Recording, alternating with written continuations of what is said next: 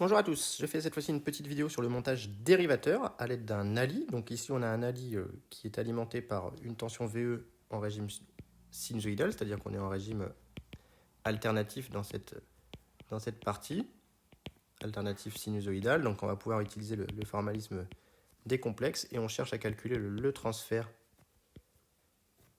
H qui est égal à AVS sur VE en formalisme complexe.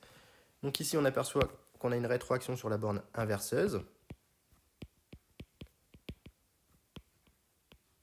Donc on a un régime, encore une fois, linéaire, qui est celui qu'on va étudier, nous, en TP, en classe de MP.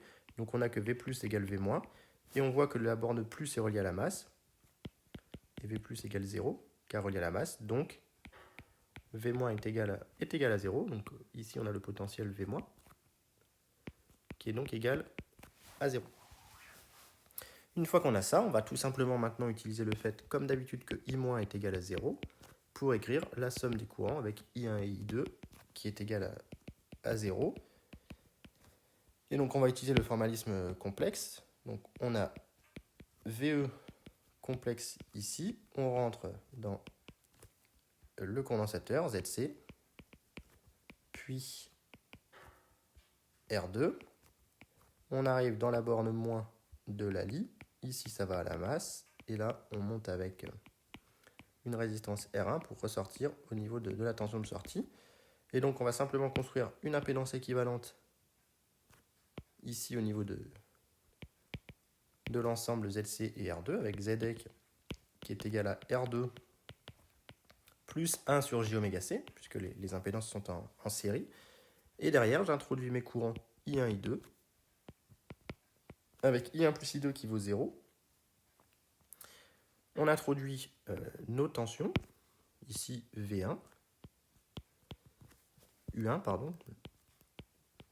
Donc on a que U1 est égal à VE moins V moins, tout simplement. Et V moins égale 0, comme on l'a expliqué au-dessus, donc ça c'est égal à VE.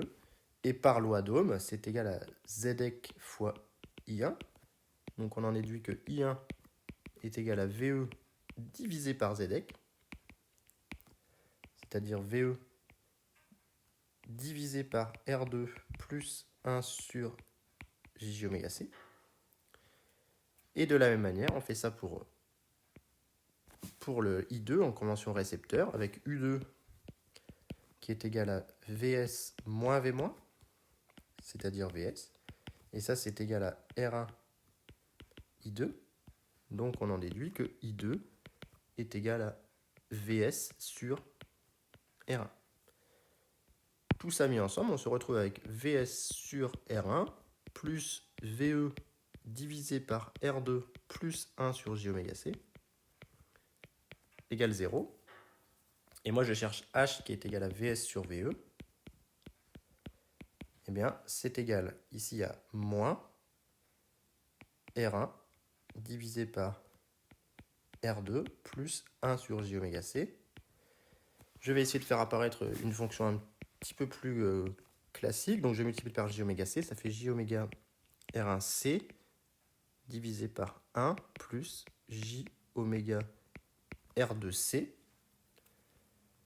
Et donc là, je vais simplement faire une opération blanche multipliée par R2 sur R2. Et donc ça le remettre sous la forme moins R1 sur R2, facteur de J oméga R2C, divisé par 1 plus J oméga R2C.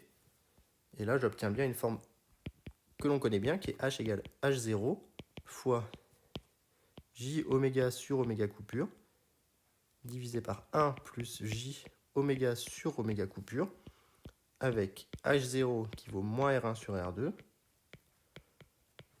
et oméga coupure qui est égal à 1 sur R2C. Et donc ça, c'est une fonction de transfert d'un passe haut d'ordre 1, d'où le fait que je vous ai parlé du montage dérivateur, puisqu'aux basses fréquences, il faut comprendre oméga R2C très petit devant 1, autrement dit oméga très petit devant oméga coupure, eh bien on a que H est à peu près égal à H0 fois J oméga sur oméga coupure, à savoir K fois J oméga, ce qui est bien un montage dérivateur. Donc voilà comment fabriquer un montage dérivateur à l'aide d'un Ali, ici, en mettant une branche RC et une autre branche R, et on obtient ce fameux montage dérivateur, le passe haut d'ordre 1 à basse fréquence qui se comporte comme un dérivateur. Donc encore une fois, comme pour l'intégrateur, l'avantage c'est qu'on peut avoir un amplificateur, un dérivateur amplificateur, puisque H0 c'est R1 sur R2, donc on peut s'arranger en jouant sur R1 et R2 pour amplifier les tensions. Donc voilà pour le calcul de cette fonction de transfert, j'espère que la manière dont je l'ai fait c'était assez clair. S'il y a des questions, mettez-les en commentaire.